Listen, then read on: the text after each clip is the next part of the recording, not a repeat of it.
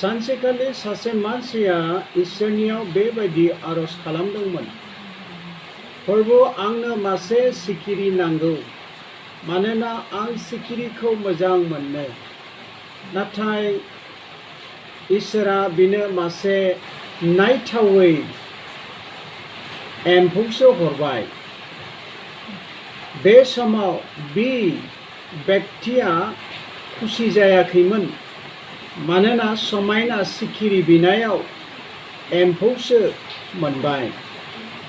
बिनिखायनो बे एम्फौखौ बारिनि खनायाव गारनानै दोनहैबाय। नाथाय बे एम्फौआ एम्फौयैनो थाबाय थायाखै।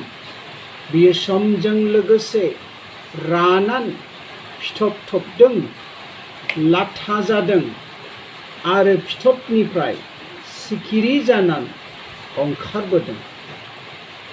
आरो बे मानसिनि मोखाङाव बे सिखिरिया समायनायै बिरबायदों।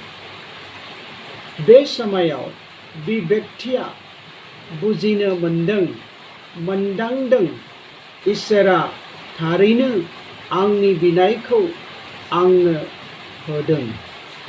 नाथाय बे इसोरनि होनाया इसोरा आंनो खेंसालियायै होदों होननानै बुजिनो हादों।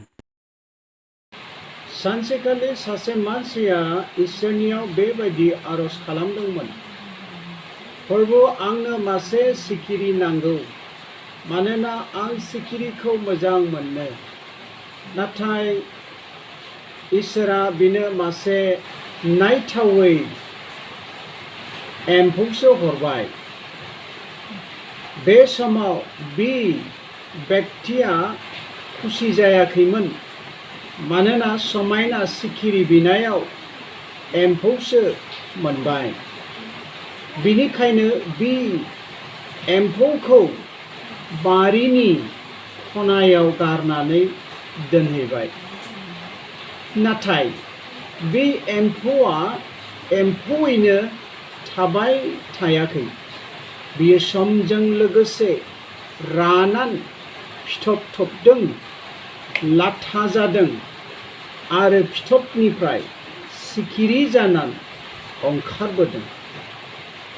आरो बे मानसिनि मोखाङाव बे सिखिरिया समायनायै बिरबायदों। बे समायाव बे व्यक्तिया बुजिनो